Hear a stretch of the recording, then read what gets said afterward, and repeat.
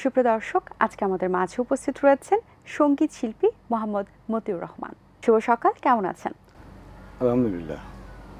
আচ্ছা, আপনাকে পেয়ে আজ আমরা অনেক বেশি আনন্দিত, কারণ আমরা জানি যে আপনার শুরুটা একদম স্কুল লাইফ থেকে আপনার গানের সাথে পথ চলা শুরু, এবং সেখান থেকে দীর্ঘদিনের পথ চলা, এবং আপনি রবীন্দ্রসঙ্গীত করেন, তার পাশাপাশি আধুনিক গানও করে থাকেন, তার পাশাপাশি আপনি লোকসঙ্গীতেও আছেন। সব মিলিয়ে গানের এই জার্নিটা কেমন ছিল আপনার জীবনে? মোটামুটি এটা স্কুল লাইফ থেকে, স্কুল লাইফে আমি যখন প্রতিযোগিতা করছি আর কি স্কুলে, তখন ওখানে প্রতিযোগিতা করে আমি স্কুল লাইফ যখন আমি এটা হলো হাই স্কুল লাইফে, হাই স্কুলে যখন আমি গান গেয়েছি, প্রথমে যে তালাত মাহমুদের গান তোমারে লেগেছে এত যে ভালো চাঁদ বুঝতে জানে, এটাকে ফার্স্ট হয়েছিলাম। তার পরবর্তীতে আবার দেখা যায় খুরশিদ আলমের চঞ্চল দুনয়নে বড় নাকি খুঁজছ, এগুলো গান গেয়েছি স্কুল লাইফে। তারপর ওখান থেকে আবার চলে এসছে যখন কলেজে তখন হেমন্ত মুখোপাধ্যায়ের নিঝুমোর সন্ধ্যায়, এটা লতা মঙ্গেশকর গায়, নিঝুমোর সন্ধ্যায় বান্ধব পাখিরা, এই গানটাকে প্রথম হয়েছিলাম। তারপর সেই সাথে সাথে আমি যখন ছোটোবেলায়, যখন আমার মানে ক্লাস 3-তে পড়ি, 2-3-তে, তখন আমি দেখছি আমার মানে বাবার কাছে দেখেছি হারমোনিয়াম, ওই অনেক আগের ব্যাপার, হারমোনিয়াম। তারপরে ওই সময় কলের গান যেটা গ্রামোফোন রেকর্ড, এটা দেখেছিলাম বাবা ওই বাজাতেন আর কি। তো আমাদের উৎসাহ হলো যে কীভাবে আমি নিজে করে, যখন আব্বা যখন থাকতো না তখন নিজে বাজাতাম আর কি, এটা বাজে শুনতাম। তো আমার বাবার পছন্দ ছিল আপনার লোকসঙ্গীত, আব্বাস উদ্দিনের গান। হ্যাঁ, উনি আব্বাস উদ্দিনের গান গাইতেন। হ্যাঁ, যেমন উনি আমার এত রাতে কেনে ডাক দিলি, এটা। তারপরে আমার কলার হার খুলে নিয়ে, ওগুলো ভিতরে এই গানগুলো শুনতাম। এখান থেকে আমার গান গাওয়ার মানে আগ্রহটা বাড়লো আর কি। ওখান থেকে যখন কলেজ লাইফে আসলাম, তখন আমার রবীন্দ্রসঙ্গীত চর্চা করতে শুরু করলাম। ওখান থেকে যখন আমি বিশ্ববিদ্যালয়ে, রাজশাহী বিশ্ববিদ্যালয়ে পড়াশোনা করছি, ওখানে আমি 78 মাস্টার্স করছি আর কি। ওখানে একটা ভালো রাজশাহী বিশ্ববিদ্যালয়ে সাংস্কৃতিক একটা সংঘ আছে, তো ওখানে ছিল আমাদের বন্ধু ছিল এন্ড্রু কিশোর, তারপরে এম এ খালেক, স্মৃতিকণা মজুমদার, তারপরে মকলুসুল ইসলাম, এরা মানে প্রতিষ্ঠিত শিল্পী আর কি, জাহাঙ্গীর আলম, এরা অনেকেই মারা গেছে, এন্ড্রু কিশোর নাই। তো ওনাদের সাহচর্য করছি আমাদের বিশ্ববিদ্যালয়ে। যেমন আপনার ওই ডক্টর সুব্রত মজুমদার, উনি আমাদের রবীন্দ্রসঙ্গীত শেখাতেন। তারপরে ডক্টর সরোয়ার জাহান, বাংলা বিভাগের ছিলেন, উনিও আমাদের গান শেখাতেন। যখন বিশ্ববিদ্যালয়ে যেসব সরকারি যেসব অনুষ্ঠানগুলো হতো, জাতীয় অনুষ্ঠানগুলো হতো, ওই অনুষ্ঠানে আমরা ওনার সাথে গান। আপনার কণ্ঠে আমরা একটি গান শুনে নিতে চাই। শুরুতে কোন গানটি শুনছি আমরা? দেশের গান আছেন এখন যারা গান করছেন, রবীন্দ্রসঙ্গীতে আছেন, আধুনিক সঙ্গীতে আছেন, লোকসঙ্গীতে আছেন, তাদের মধ্যে আসলে সম্ভাবনা কেমন দেখছেন গানকে নিয়ে? শেখার অনেক সুযোগ আছে আর কি। যেটা হলো, আগে তো এই ধরনের সুযোগ ছিল না, আগে ক্যাসেটের প্রচলন ছিল না, এমনি আমরা গান শুনতাম, চেষ্টা করতাম। এখন যেহেতু অনেক স্বরবেতন পাওয়া যায়, স্বরবেতন দেখেই গানগুলো সুন্দর করে তোলা যায়। তবে এখন ঘটনা হলো যে আমাদের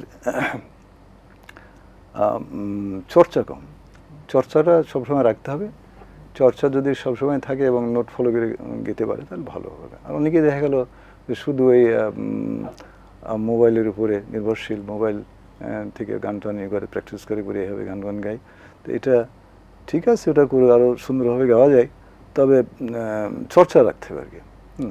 প্রতিদিন চর্চা করতে হবে গলা ঠিক রাখার জন্য। এই আচ্ছা, আর গানের যদি বলি যে 80-90 দশকের গান, এখন বর্তমান প্রজন্মের যে গানের পার্থক্যটা, গানের দিক দিয়ে কেমন পার্থক্য দেখছেন? এখন হলো, আগে তো বেশ মেলোডি ছিল গানগুলো, আগে যেমন খুব মেলোডি গান, যেগুলো শুনতে খুবই ভালো লাগতো। রবীন্দ্রসঙ্গীতের কোন দিকটি আপনাকে সবচেয়ে বেশি আকৃষ্ট করেছে? রবীন্দ্রনাথ তো বিভিন্ন রকম গান, ওনার মধ্যে যেমন আনুষ্ঠানিক গান, পূজা পর্যায়ের গান, প্রেম পর্যায়ের গান, প্রেম প্রগতি পর্যায়ের গান, তারপরে আছে ওনার আরও বিভিন্ন ধরনের গান, বিচিত্র ধরনের গান আছে। তো সব গানই আপনার আলাদা একটা, তার মধ্যে ভাব বুঝতে একটু সময় লাগে, মানে গভীরভাবে শুনতে হবে আর কথাগুলো আর কি, আর যে কথা আর সুর মানে হঠাৎ করে মানে ভালো লাগবে না, একটু শুনতে শুনতে ওগুলো মানে ভালো লাগবে আর কি, যত শোনা যায় তত গভীরে যাওয়া যাবে আর কি। আমরা আপনার কণ্ঠে কি একটা লোকসঙ্গীত শুনতে পারি? আচ্ছা।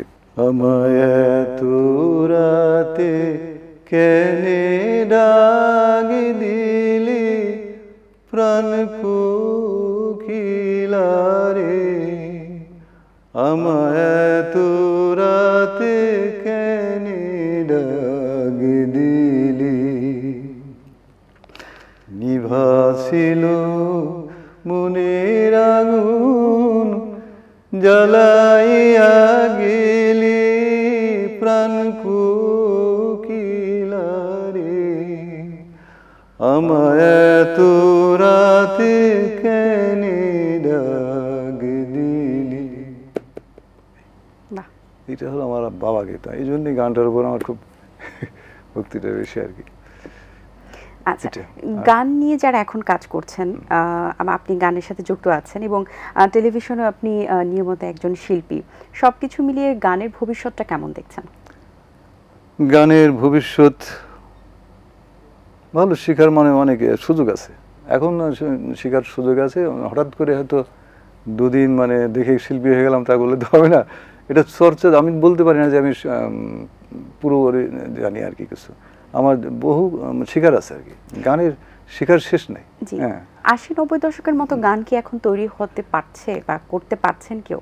গানের হলো অনেক হচ্ছে আর কি, আরো বিশেষ করে মিউজিকের অনেক ডেভেলপ হচ্ছে আর কি। আগে তো ধরেন গানগুলো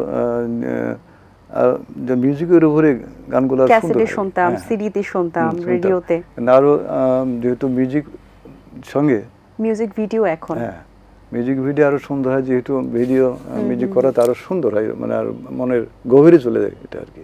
রবীন্দ্রসঙ্গীত তো আমাদের একদম সবারই খুব ভালোবাসার এবং সবারই খুব পছন্দের একটি সঙ্গীত, কিন্তু আমরা এখন দেখতে পাই যে রবীন্দ্রসঙ্গীতকে নতুনভাবে রিপ্রেজেন্ট করা হয়, নতুন মিউজিক দিয়ে, ফিউশন আকারে, রিমিক্স আকারে। এই ব্যাপারগুলো আপনি কি? এটা ঠিক না, হলো কি রবীন্দ্রসঙ্গীতের যে মানে আসল যে নোট যে আছে, ঠিক নোট ধরে গান গাইতে হবে, মানে অনেকে পরিবর্তন করে গায়, হ্যাঁ দেখা যায় এই জন্য সুরে লাগে না, সমস্যা হয় আর কি। কিন্তু এখন যেহেতু রবীন্দ্রসঙ্গীতের সর্ববেতা, যেমন নজরুল সঙ্গীতে আছে, নজরুল সঙ্গীতে উনি নিজেই বলছেন, নজরুল ইসলাম, যে তার মানে বিভিন্ন কাজ দিয়ে এসে অনেকে চেঞ্জ করতে পারে, সমস্যা নেই, নিজের মতোই গেতে পারবে। কিন্তু রবীন্দ্রসঙ্গীত যেভাবে নোটেশন আছে ঠিক সেভাবে গেতে হবে। যেমন আছে আমরা যেমন এটা নজরুল সঙ্গীত একটু শোনাই, দেখেন একবার আছে, নয়ন ভরা জল তোমার আঁচল ভরা ফুল নেব না অশ্রু নেব, ফুল নেব না অশ্রু নেব, ভেবে হই আকুল, নয়ন ভরা জল তোমার আঁচল ভরা ফুল। অসংখ্য ধন্যবাদ আপনাকে, খুব সুন্দর কিছু গান শুনিয়েছেন, সুন্দর কিছু কথা বলেছেন, অনেক অনেক শুভকামনা। চেষ্টা করেছি, ভালো নাই, ঠান্ডা লাগে, খুব একটা সুন্দর কিছু শোনাতে পারলাম না। আমরা আবারও আপনাকে চাই এবং আবারও নতুন কিছু সুন্দর কিছু গান শুনতে চাই। দর্শক, আশা করছি আজকের আয়োজন আপনাদের ভালো লেগেছে। আজ এই পর্যন্তই, আপনাদের সঙ্গে দেখা হবে আগামী পর্বে নতুন কারোর সঙ্গে। সেই পর্যন্ত ভালো থাকুন, সুস্থ থাকুন এবং এটিএন বাংলার সাথেই থাকুন। আল্লাহ হাফেজ। দিন আসে দিন যায়, সময়টা চলে যায়, তবু আছি এই বেশ ভালো। জীবনটা রঙময়, যেভাবেই হওয়া চাই, নয় কবু সাদা কালো। এই আশাতে স্বপ্ন ভাসে, সুখ হাসে চোখে মুখে, চায়ের চুমুকে।